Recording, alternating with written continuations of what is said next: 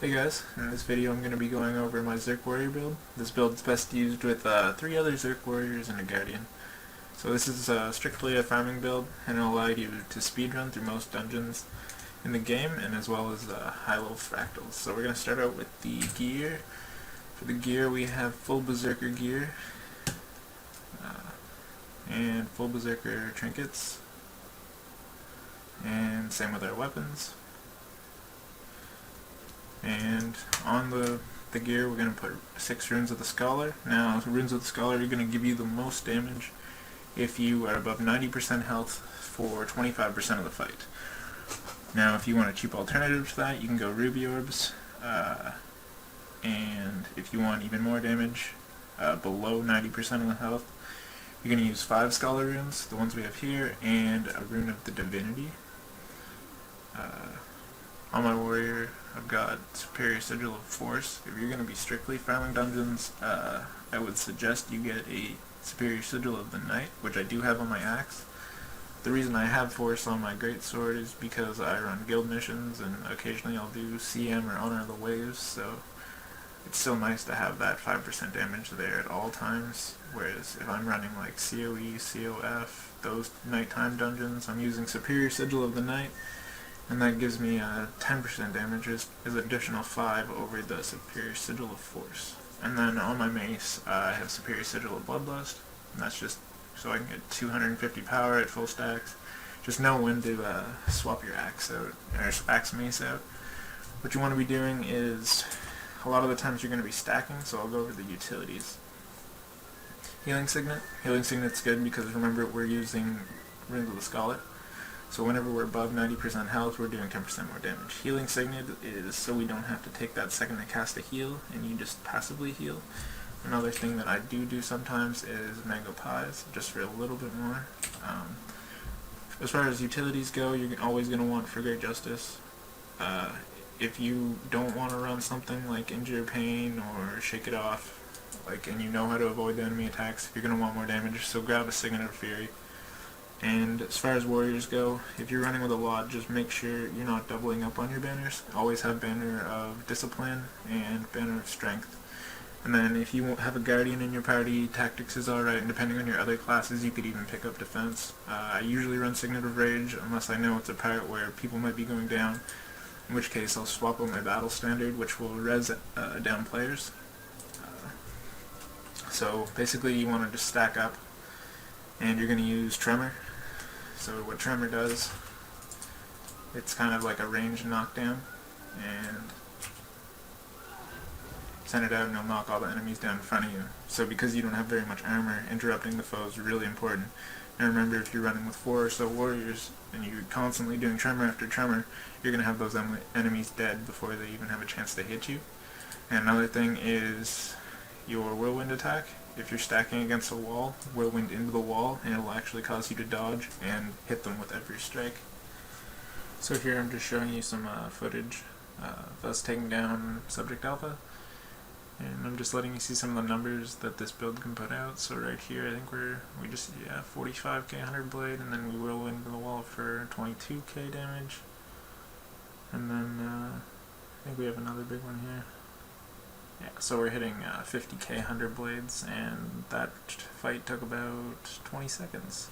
So as far as ranged weapons go, the longbow is superior to the rifle. Now the rifle is maybe a little better in PvP situations because you can cripple them, kite them. It's got more burst, right? Whereas sustained DPS, you're going to want the longbow. It has a bleed and immobilize for utility, blind. This is a blast finisher, so if you put down your fire field, your burst skill, and blast that, you're going to be getting might. This will shoot 3 arrows at once, so if you're up close, you can actually hit an enemy with all 3 arrows, and then every time you shoot, you're shooting 2 arrows. So because your crit damage is so high, it's actually better to fire these 2 weaker projectiles and get higher crits off them than it is for the rifle doing 1. So that's why you should use a bow over a rifle, in PvE at least. So now I'm going to give you the traits. For the traits we're going to go 30 in strength. We're going to grab dual wielding as our adept trait, 5% increased damage while wielding axe mace, as that's going to be our offhand set of weapons. For Master, we're going to go Slashing Power for 10% damage with Greatsword and Spear, and Berserker's Powered, so whenever our Adrenaline is built up to full, we're going to actually get an additional 15% damage. We're going to go 25 in Arms, and we're going to get Rending Strikes, because every stack of vulnerability you apply, you're going to be doing 1% damage to your target. So in groups, if you have 4 warriors, it's pretty easy to have 25 stacks of vulnerability on your targets, which is 25% damage that everyone's doing. So as far as party DPS goes, that's the best trait to take here. And then we're going to take Forceful Greatsword. Now this is so we have reduced Greatsword cooldowns, and we're going to be getting Might every time we crit. So whenever you launch off 100 blades and you're critting almost every time, you're going to have like 6, 7, 8 stacks of Might. And then finally, the reason we go into Arms is because we're picking up Attack of Opportunity at 25 trait points. And that's going to do 10% damage to bleeding foes. And almost every foe is going to be bleeding just because we have precise strikes. So almost all our enemies will be bleeding, which is basically an additional 10% damage to all foes. And then finally we're going to go 15 in Discipline, mainly for the weapon swap, because the reduced cooldown on that will allow us to switch weapons and go through all our skills and switch back to get the most damage we can. For the traits, right now I have Warrior Sprint, but you can also go Signet Mastery. So your Signet of Rage will be recharging faster. Now there's some other traits. People have tried 30, 0, 0, 10, Pick Up Empowered, and 30.